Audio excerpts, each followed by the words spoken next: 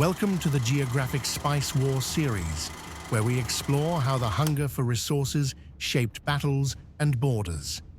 Today, the War of the Pacific fought over the white gold of the Atacama Desert, nitrates and guano, vital for fertilizer that fed fields, farms, and spice plantations worldwide. In the late 19th century, agriculture faced a new challenge: soil exhaustion. Fertilizers made from nitrates and guano promised to restore fertility and boost yields of crops from wheat to cinnamon. Nowhere on Earth held more of these resources than the coastal deserts of Bolivia and Peru, where rich deposits stretched across rainless plains. These deserts, though hostile to life, were gold mines for nations hungry to supply booming global agriculture, including the European spice trade. Bolivia claimed the resource-rich Antofagasta province, leasing operations to Chilean companies. Peru, already a guano exporter, sought to protect its monopoly by signing a secret defensive alliance with Bolivia. In 1879, Bolivia imposed a new tax on Chilean companies. When Chile refused to pay, Bolivia seized the assets. Chile responded with a swift military occupation of Antofagasta, landing troops on the desert shore. The move pulled Peru into the war, as Bolivia invoked their alliance. The conflict now spanned three nations. Geography shaped strategy. The Atacama Desert offered no water, little shelter, and brutal heat. Logistics became as deadly as bullets. Control of the sea was vital. Fertilizer shipments and troop movements depended on Chile's navy and Peru's ironclads. The first major clash came at sea, the Battle of Iquique, where Peru's ironclad Huáscar sank the wooden Chilean ship Esmeralda. Though a loss, Chile's navy regrouped, determined to neutralize Peru's seaborne threat. On land, Chile pushed north through Bolivia's coastal desert, seizing nitrate mines and cutting supply lines. Every captured deposit meant more fertilizer for the world and more leverage over global agriculture, including spice cultivation in Asia and Africa. By year's end, the balance was tilting toward Chile, but the war's decisive battles on sea and sand still lay ahead. Chile knew that to win in the desert, they first had to win at sea. Fertilizer shipments, troop transports, and supply lines depended on naval dominance.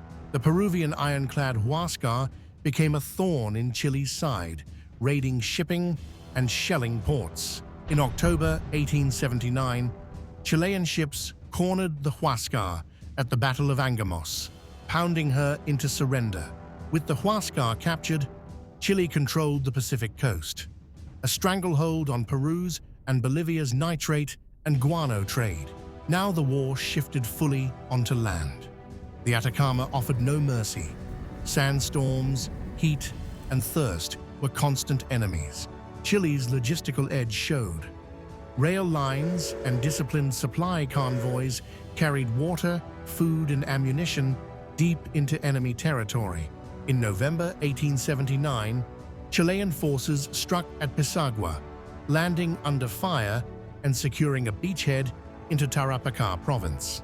Tarapacá's nitrate fields were the war's beating heart, the richest in the world, feeding crops from South America to Southeast Asia.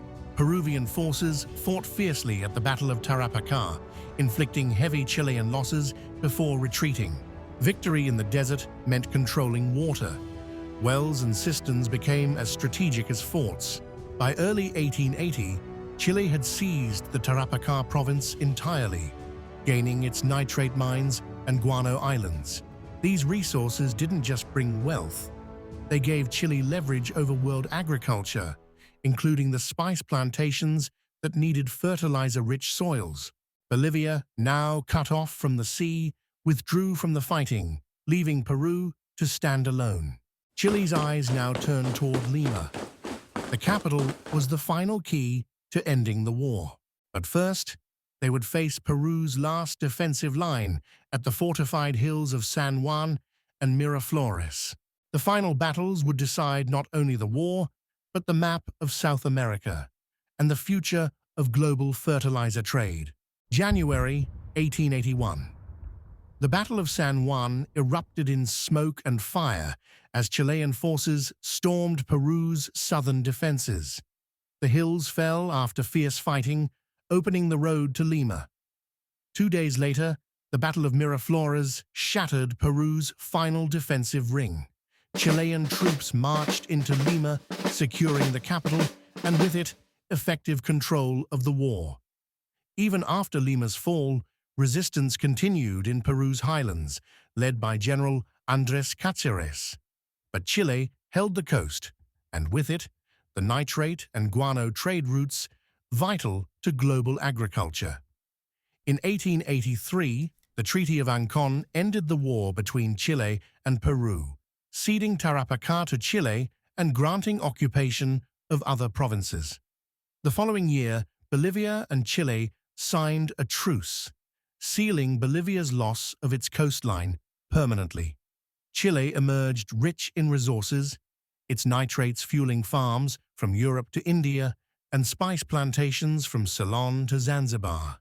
Peru and Bolivia were left weakened, their economic lifelines severed, their influence in the Pacific diminished. For global agriculture, the war had secured a steady stream of fertilizer, boosting yields of everything from wheat to cardamom. For Chile, it was a geopolitical victory. For Peru and Bolivia, a reminder that resources can redraw maps as surely as battles. The Atacama remained as harsh as ever, but its minerals had changed the course of nations. This was a war where geography, resources, and logistics proved as decisive as guns, a true geographic spice war. Its legacy endures in every field fertilized, every spice crop enriched, and every harvest drawn from soils fed by the desert's riches. Like, share, and subspice. And thank you for watching our Geographic Spice War series. Join us next time for another battle in the world's long fight over flavor and fortune.